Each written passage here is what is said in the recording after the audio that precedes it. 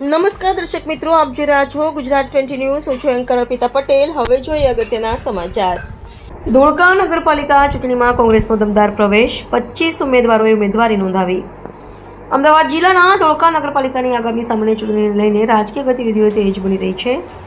ધોળકા નગરપાલિકાની કુલ 9 વોર્ડની 36 બેઠકો માટે તારીખ 26 એપ્રિલ 2026ના રોજ મતદાન યોજાનાર છે. ચૂંટણીને ધ્યાનમાં રાખી વિવિધ રાજકીય પક્ષો તેમજ અપક્ષ ઉમેદવારો દ્વારા ઉમેદવારી પ્રક્રિયા પૂરજોરશોરથી ચાલી રહી છે.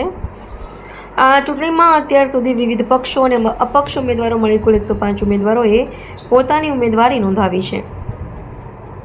તારીખ 11 એપ્રિલ 2026ના રોજ શનિવારે બપોરે અંદાજે 2 વાગે ભારતીય રાષ્ટ્રીય કોંગ્રેસના 25 ઉમેદવારોએ ધોળકા તાલુકા સેવા સદન બિલ્ડિંગ ખાતે આવેલ પ્રાંત અધિકારી કચેરીમાં ચૂંટણી અધિકારી હિતેશભાઈ જોશી સમક્ષ પોતાની ઉમેદવારી ફોર્મ રજૂ કર્યા હતા.